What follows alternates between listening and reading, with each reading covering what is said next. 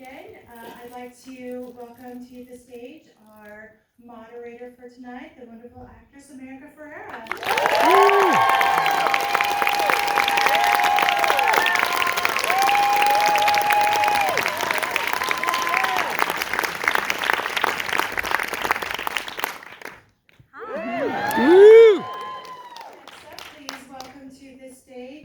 Producer Brenner.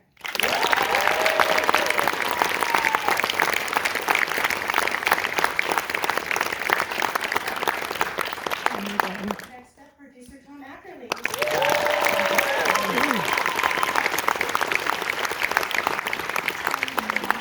Producer and actress Margot Robbie.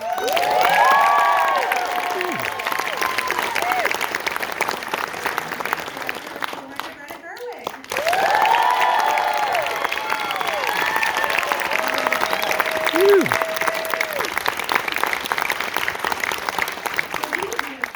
Hello, can you hear me? Yeah. Good evening. Did you like it? Yeah. Awesome. That would have been super awkward. I'm America Ferrera. Tonight I'm the moderator. Guys, congratulations. I haven't seen Margot, Tom, or Robbie since before the movie came out.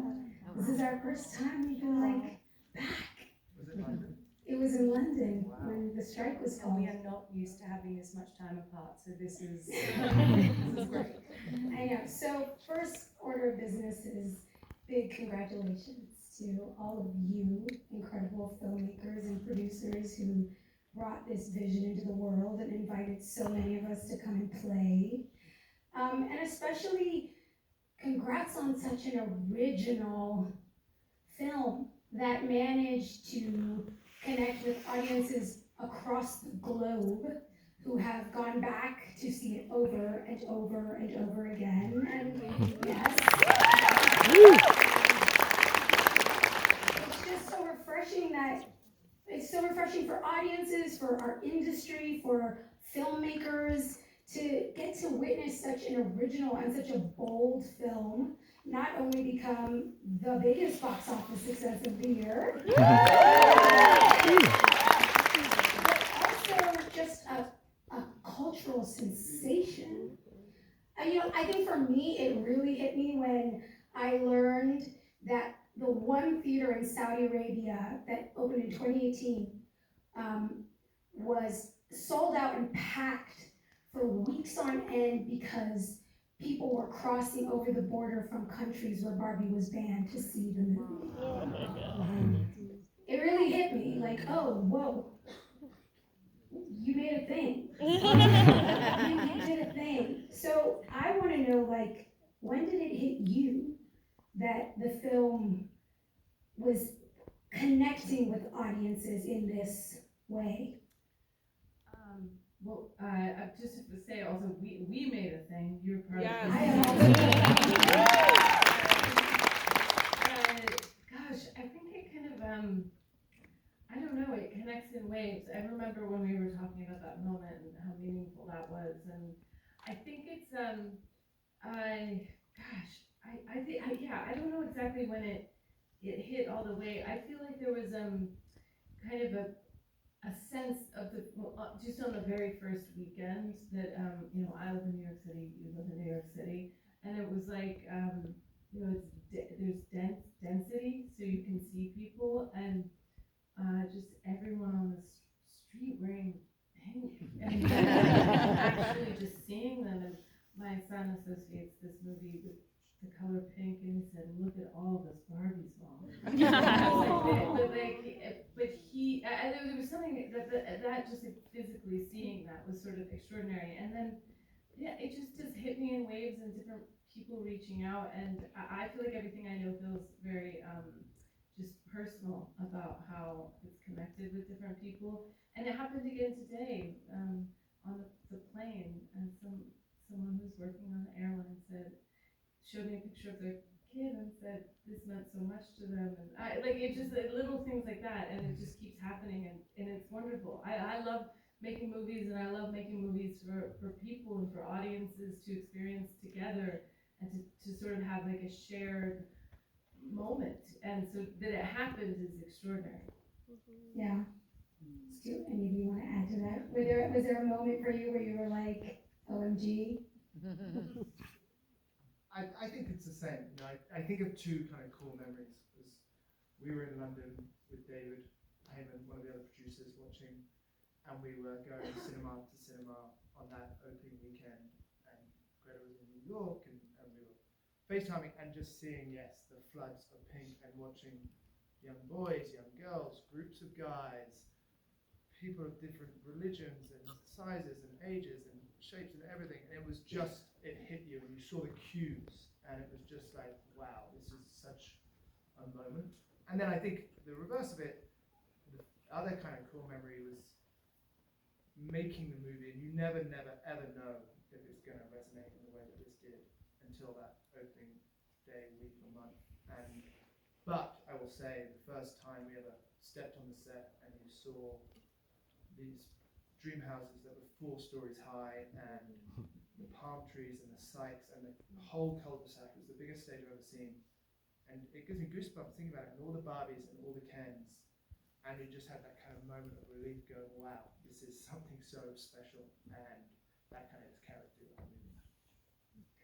Margot, to rewind us back a little bit, you were the one who optioned the rights to Barbie. Why? what truly, the question is like, what compelled you to take on such a massive icon with complex history? You know, like, did you have any moment of hesitation, and why ultimately did you go for it? I had noticed something when we made I, Tonya, something I hadn't accounted for but realized after the movie came out, was that everyone went into that movie with a preconceived notion of their protagonist, and I hadn't thought of that. And to see the effect it had on an audience to go in with those preconceived notions made the viewing experience that much more interesting and engaging. You're already starting at a place. You're already starting with either I hate this person, or I love this person, or I remember this moment, I remember where I was when this happened. So it struck me, it struck us that could be the case for Barbie, but on a global level. Like, yeah, everyone in America knows Tonya Hardy, but everyone in the world knows Barbie. So you already have an audience coming to something with feelings, very strong feelings and nostalgic feelings. Like, everyone has a Barbie memory, whether it's remembering that their sister had a Barbie, or remembering that they love their Barbie, or remembering that they hate Barbie, or remembering that a month ago they stood in the toy aisle and decided, no, I will not buy a Barbie for my daughter. You know, whatever it is, you're starting at that place with an audience. And from there you build on it, and you can go on this whole journey that just is so much more rich and interesting. It is also extremely terrifying. It was terrifying, and yeah, I don't seem to really want to do anything unless it scares the shit out of me. And it seems like right from the beginning, for you, it was about getting to change people's perceptions, or to change the story. Why for you was it Greta? Why did it, because I've heard you say it, like it was always just Greta. Why? It's kind of like, as scared as I was of it, what totally outweighed the fear was just the absolute belief that we could do something so amazing. And I thought, if I could just find someone who was bubbling with as much blind optimism about how they approach movies as I am when I approach movies. I know who that person is because I've met that person. That person is Greta Gerwig. And I think in a parallel universe, Greta and I would be evangelists or something, because when we love something, we're like, I know it's crazy, but believe me, you have to, like, this is gonna be it. It's gonna be amazing, and you just have to trust us, because I swear this is gonna work. You know, you cannot pull off a movie like Barbie if you don't believe that you can pull off a movie like Barbie like this. And the only person who has that absolute insane amount of belief is Brenner, I think. Speaking of Greta, I mean, I just feel like so many storytellers are so deeply inspired that such an original was really no comparisons, nothing to really compare it to. It's one of a kind. There was no Barbie movie until there was a Barbie movie, and it's inspiring to so many because it hit commercially, it hit culturally, and it hits artistically on every level. When did you become a believer? Like, when did you know? When did you know in your development process, as you were thinking about how to crack this world and what story to tell? How did you know when you had it? When you knew you could tell Barbie's story and what that story was going to be? Sorry I painted us as being totally No, crazy. Yeah, we are. No, I'm forever grateful that Margot invited me to this party, and it feels so personal to me, but it's, when she asked, I never quite know why I jumped to things, but I think it had to do with the sort of fear of it was exciting. There was so much, because there's no Barbie, there's no character, there's no story. It's an object for whom people have lots of feelings, but it was sort of all there to be invented. And I think one of the things that I'm most interested in, as a person who's lucky enough to make things, is I guess is just to find the sacred in everything. And I think that there is something that seemed about Barbie. It seemed, well, what is sacred about that? And I was like, well, then that's the task. We have to find this journey. And it was something that Noah and I, we started sort of writing into it and playing with it, and then it was just at some point we were making ourselves laugh. We thought it was so hilarious, but then we were also realizing we were so emotionally invested in what this journey was, and that it is truly it's a hero's journey for many of the characters, and it's in a true sense of it's not about getting the thing, it's about transforming who you are. And I felt like that was something that was really this special story at the center of it. And it was, I don't know, it was like a jumping off point where it was like all these things could be looked at. It was like this amazing prism for everything that I was kind of interested in on a subterranean level. But I don't know if that answers the question. That was just sort of a bunch of thoughts. No, it absolutely does. Especially you talking about, there's so many ways. Think about like 10 million other versions of this Barbie movie could have been 10 million bad versions of this Barbie movie. There was no playbook for like, this is how you make a good Barbie movie. Like, you had to make that up, and the coming to something and looking for the sacredness of it is so moving and so beautiful. And I had the same experience reading the script for the first time that you described when Noah had writing it, which is I was laughing and then I was crying and then I was doing both and I didn't know what the hell was going on with me.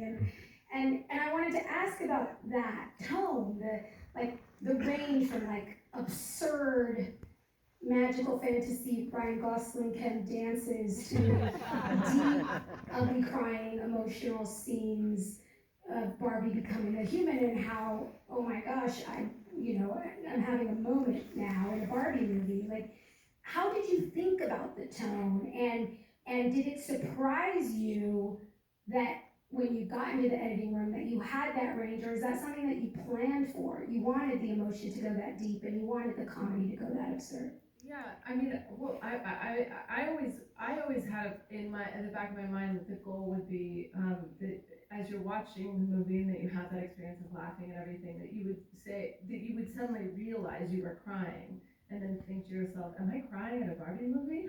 And then you say, oh my God, I am, we all are. And I always wanted that mix of tones, and I think that one thing that for me was, that's why, Margot and you and Ryan and honestly, all the actors were actors that could hold those different threads. Everything was vibrating at the same time. Like everyone in the cast could make a really hard, specific, fast joke work, and then also hold the sort of painful truth of the joke underneath it, and have both things exist. And I think that was so much of getting that tone was the casting, because it was the humor was only ever there to increase the pathos and vice versa. It was never to undercut it, and I never wanted anyone to play it in a way that was sort of distanced from it. I wanted everyone to really be sincere inside of it. So I think that once we all kind of got together and started rehearsing and hearing it, it was like, I think every single person on set, I mean, I felt like we all knew what it was. We knew the tone. We knew we could listen to each other, and we were like, that's it. And I think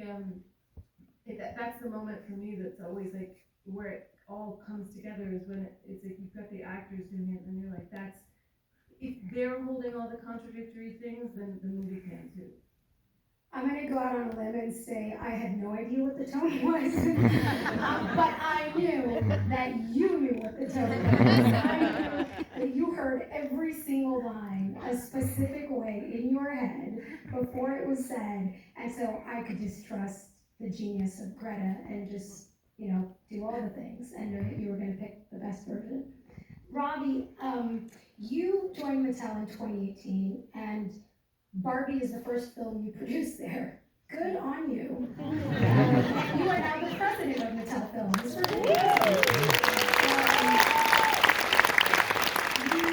You came out the gate with a very high-stakes character, and you took a big bet on a very non-traditional and bold vision.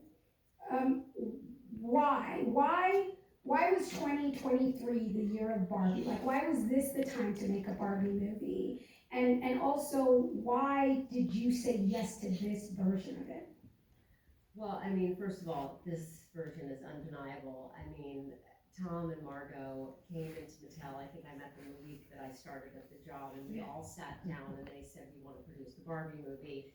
And they were so passionate and had such vision for this movie. And from that kind of moment, we sort of locked arms and took this on. I mean, I never thought that this would be the first movie that we would make in Mattel. I mean, after everything we're saying here, I mean, Barbie has existed for 64 years. Everybody has a relationship with Barbie in some sort of way.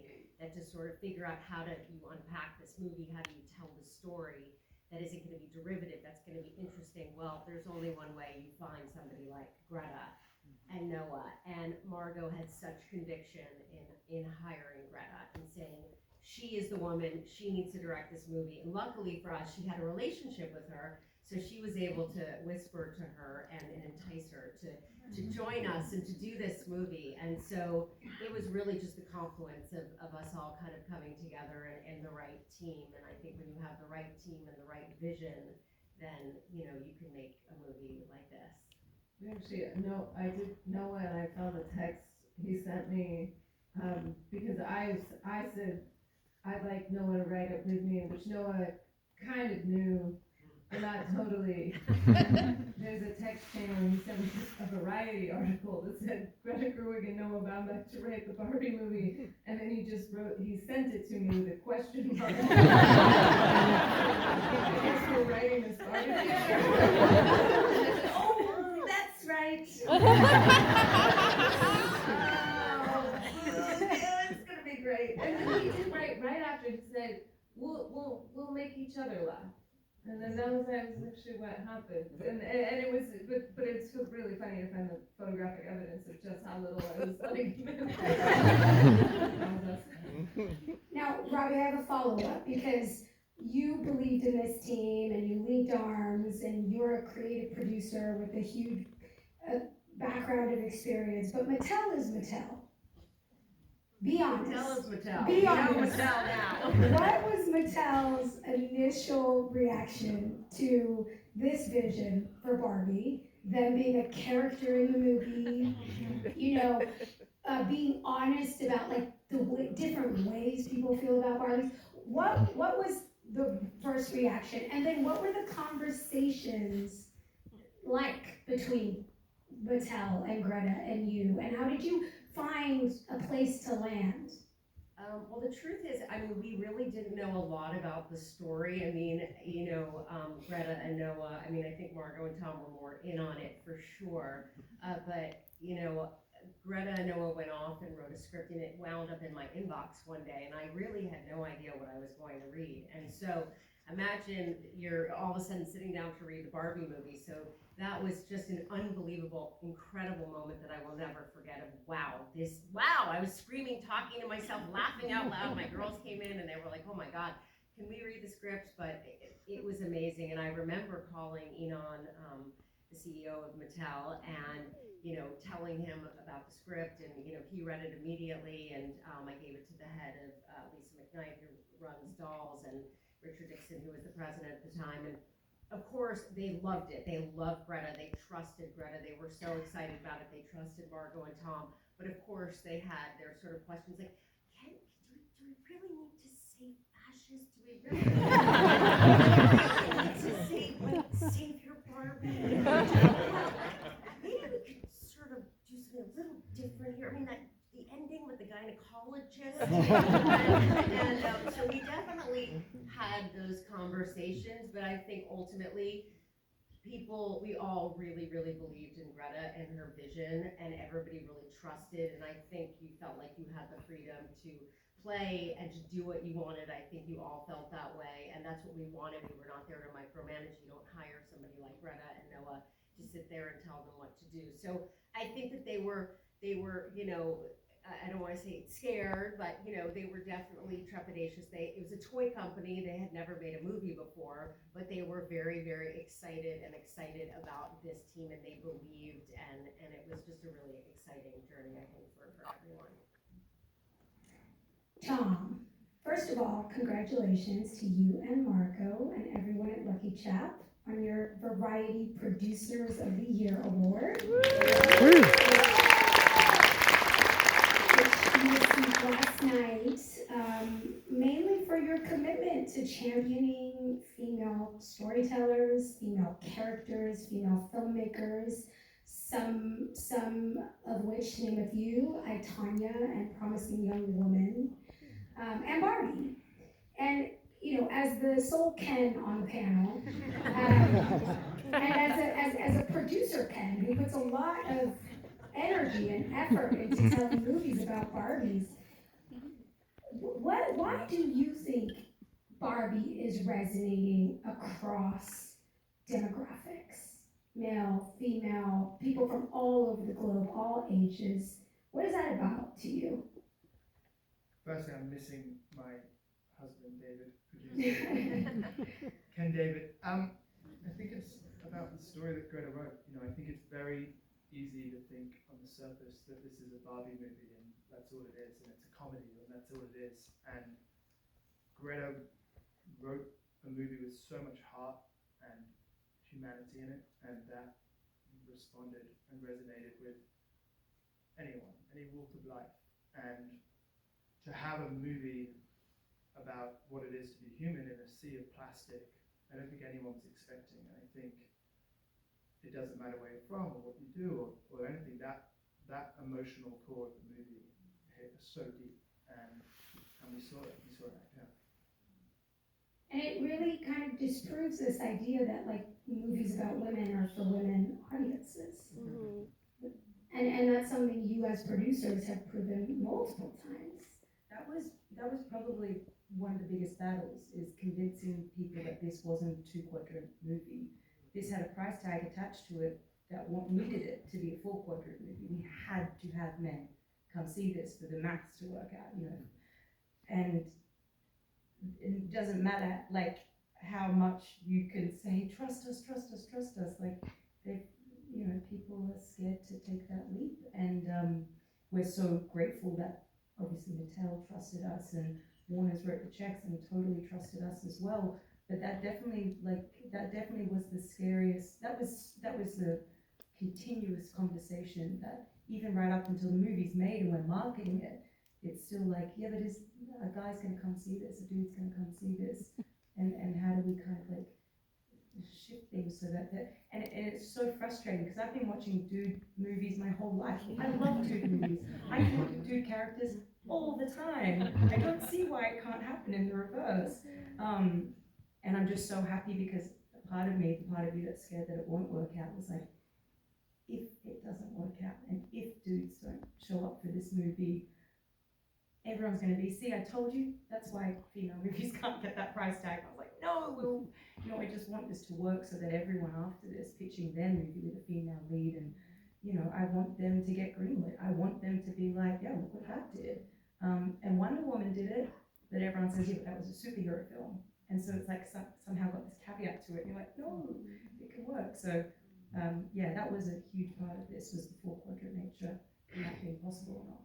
I feel like we were often in meetings and stuff saying like, no, it can work. And I just had this faith. I was like, do you know how much men like to dress up? I mean, they love a costume party. They love a theme. Like, I feel like they've been in many ways constrained and to do everything they feel. And I just felt like between like the Barbie and Ken and the whole thing, I was like, the guys are gonna love it. And I really think there was the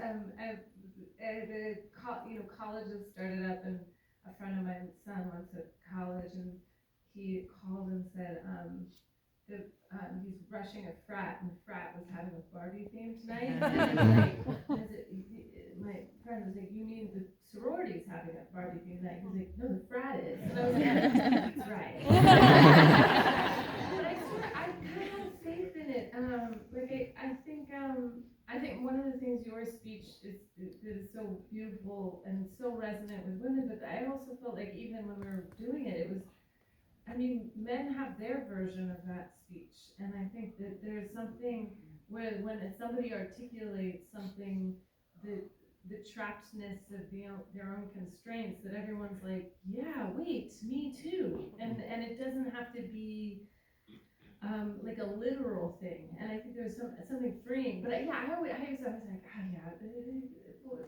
they love dressing up. Do you remember reading when we test screened this, and you'd read the responses, like hundreds of pages from teenage boys to older women to older men to younger women, blah blah blah.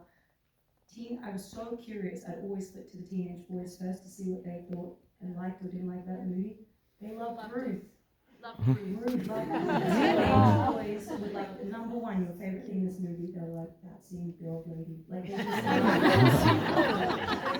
There was one, I have a very, these movies go through so much, and, it's obviously, like, working with Mattel, it's their beloved brand, they're very protective of it, but in many ways, it doesn't feel like a dissimilar process than what I've gone through with any movie. I mean, you're always kind of, like, pushing and pulling to see, what's the right way to do this, but, I have there was a screening we did really early, and there was a kid wearing like a full like Dungeons and Dragons like super t-shirt, like what is it, Dungeons and Dragons? No.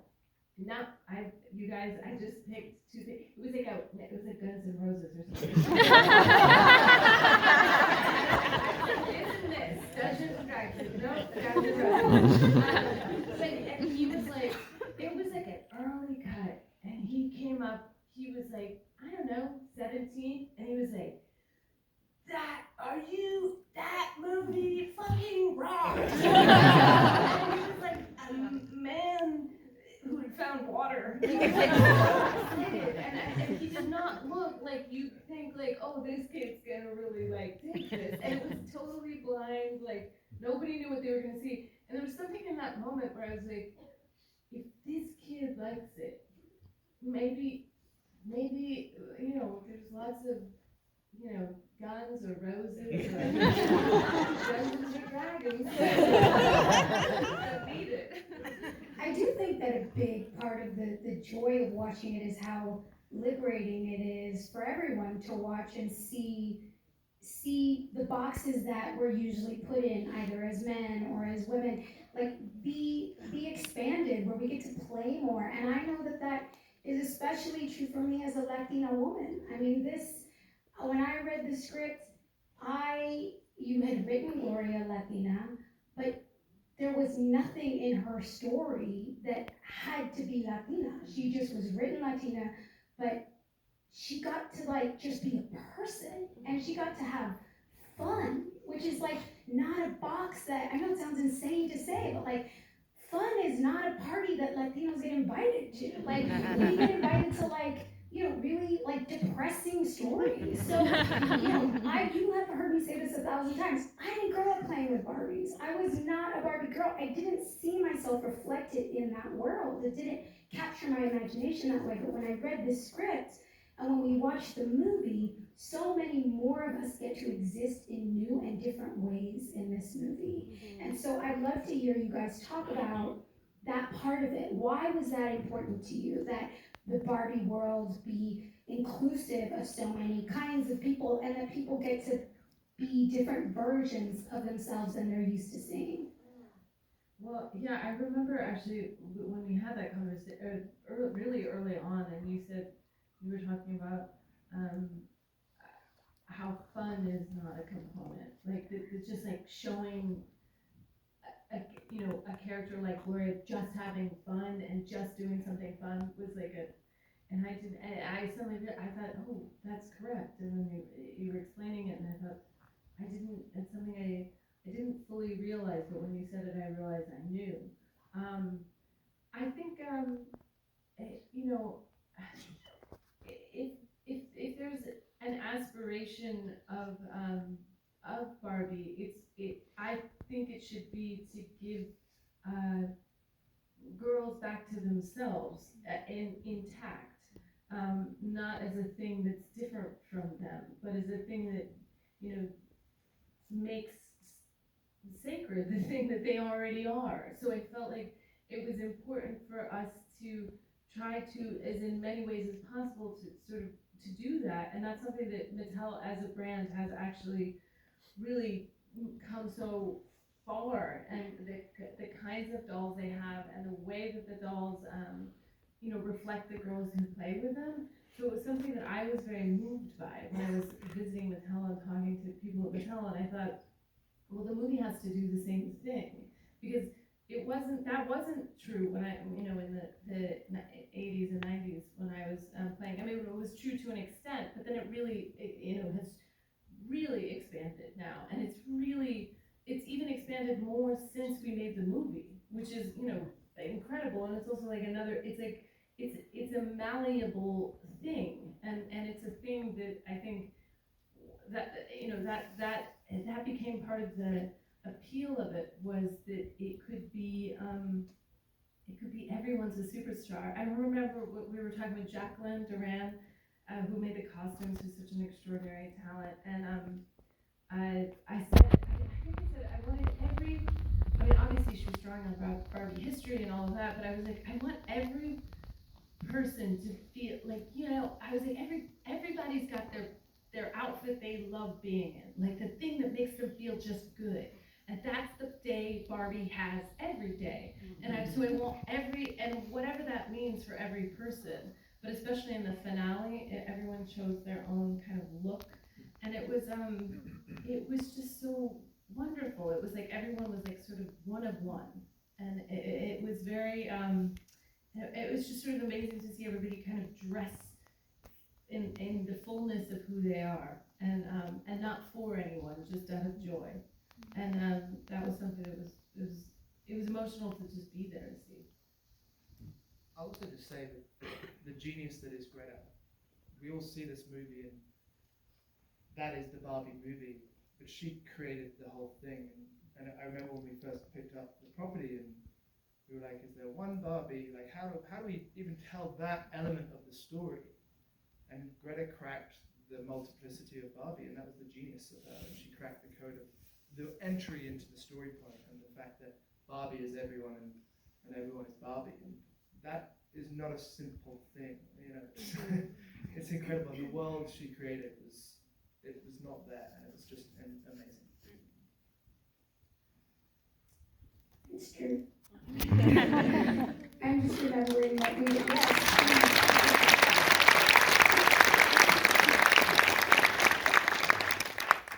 I wish we had so time because there's 20 million questions just to ask you on the filmmaking side of this, of like how many hours you spent poring over every pink that exists in the world, and which ones were like allowed in the movie and which ones were banned from Barbie Land, and all the references that you would show us and pull up on videos to say, this is the old-timey movie I was thinking about when I wrote this sequence or these 4 lines, and there was so much specificity in every single element of it that made it such a incredible, joyful sandbox to play in. I think that there are so many things to take away from the unprecedented cultural event that Barbie is, and also filmmaking, creative piece, artistic piece that it is. My last question for each of you to answer is sort of, whether it's personal or whether from a filmmaking place or from a producing place, like what is one of your biggest takeaways from what making Barbie and putting Barbie into the world? For example, one of mine, after seeing witnessing it be out in the world, is just how hungry people all around the world are to experience culture together.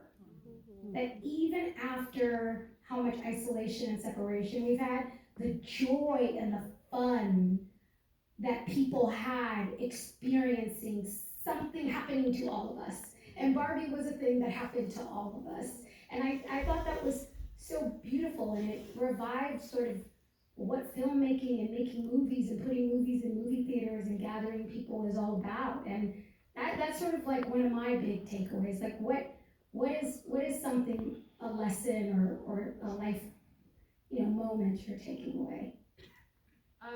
Well, I mean, I think for me, I mean, we didn't even get to all of the things that you're sort of alluding to in terms of the filmmaking, in terms of the team. I talked about Jacqueline Duran, but I was also thinking of our brilliant DP Rodrigo, and our production designer Sarah Greenwood, and just like the amount of craftsmanship that went into every single frame of this movie is kind of staggering, and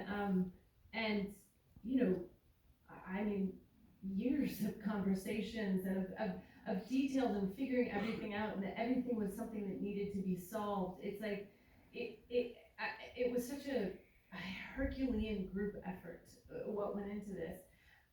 I mean, I think for me the thing I take away more than anything is I had more fun making this movie than I've had making anything in my whole life, and part of it was like these glorious pink sets and all of you guys, but it was also, I mean, it was outrageous. I felt like what we were doing every day, and I was so happy watching everyone do everything, and then sometimes I go home and I'm like, what am I making? What is this thing? It toggled between like total confidence and then like a panic attack, and I think there's lots of moments. I mean, there's so many moments in this movie that I'm just, I really was like, go for it. You're not gonna hide. I mean, this is a totally wonderfully strange movie.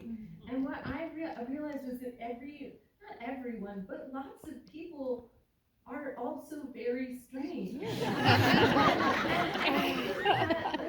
that feels so comforting. I think even like when we talk about how to, like, what movies we think make sense to make, and it's like, well, people like this, and this is mainstream, and it's like, people are really strange. We don't even know how strange they are.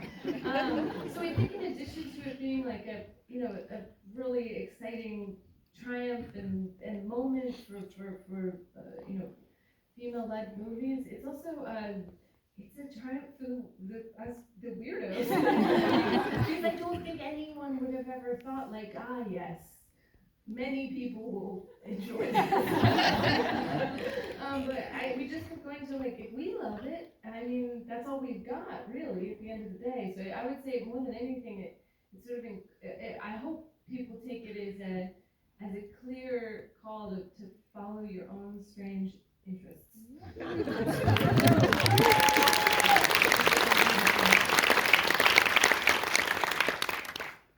I don't even know where to begin with what, it's like impossible to pick one thing because there's been so many insane moments in the 5-6 years it's been since we first started talking about this. I'd say the thing that I cherish most, and I also have to say, it was also the funnest time I've ever had. And if someone said to me right now, all the copies of Barbie just got deleted, you guys have to go make the movie again, I would be the happiest girl in the world. Get me on set tomorrow, I can't believe we have to do it again. I think if I could be so selfish and not look at the big picture and how it's impacted everyone around the world, because that makes me so happy as well, but selfishly, I got to watch all of this happen firsthand. Tom and I sat there on Zoom with Greta and Noah and watched them riff and improv and bounce off each other and come up with lines that are now in the movie. And they did it, and they were like doing it in front of us, like we were seeing that happen. The first thing Greta said when we first talked about this, she was like, something about, I think there should be something about like a Birkenstock. I feel like it should be like, there's almost like it's like she has to pick between like a Birkenstock and a heel or something like that. And then that's in the movie. It's like, I stood there when that thought occurred to her, and I got to see that thought happen. And it's just, I got to stand there when Sarah Greenwood showed us the miniature of Weird Barbie's house, and Rodrigo went, okay, how am I gonna like that? And you know, like just all these little moments along the way that are so precious to me, because I wish I could share that with the whole world. I wish I could show you every single moment that it's been to make this movie, because every moment has been extraordinary. And it's why the movie is so extraordinary, because there's so much talent and love poured into it. So I guess my takeaway is just all my selfish little memories. I wish I could share them.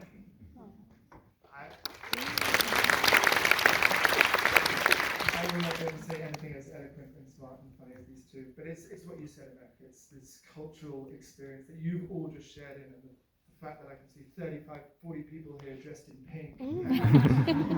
Getting to relive that for a moment just now is amazing, and the theatrical experience and seeing the 6 years of work, which was all fun and all madness, play out for 2 hours and get to transport people. It like that. We make movies and we get to do that all the time, but seeing it on this scale is something I'll never, ever, ever forget. Wow, okay. I mean, I think for me, I'm in the Margot camp where I can't even think of one thing that to sort of take away, but I think just being a part of this movie in any sort of way just feels so incredible and so special. You know, I always say that making bad movies is a very hard thing to do, so making a movie that feels so singular and so bold and so authentic and like so crazy and out there and emotional, where you're laughing and crying and doing all these things that gets under your skin, and you see it again, and when you see it again, it's like you want to see it again and you never want it to end. It's like I feel like I have that experience when I watch this movie, and the fact that it doesn't have a cape and someone wielding a sword is like even better. So I just feel very privileged and honored to have been part of this journey, and I think it's just a wonderful. Robbie, my question for you is a little bit more specific, which is, what's your takeaway as a producer making movies after the success of Barbie? What does the success of Barbie artistically, creatively, commercially, culturally change for you as a producer making movies? Well, I mean, I work inside Mattel now, so I work inside of a company where I'm sort of unlocking brands, and I think that people see Barbie, and I think that this movie is just going to kick down the doors for everybody. I think it's not about, you know, what is the comp for this movie, you know, can this be a 4-quadrant movie? It's about telling great stories and bold stories, and that's, you know, what I want to do. I think every piece of IP or not IP, everybody has a great story to tell, and I think that it's just all about, you know, finding, you know, what speaks to you and really, really leaning into it, doing something that you were saying before that is scary, that is interesting, that does feel different. And those are the stories that I want to tell as a producer. I think we all want to tell those stories, working with people that have, you know, very unique voices that that sort of cut through all of the noise of the world, that can do something and sort of, become indelible and live on. Just a lady sweating in a duck dress.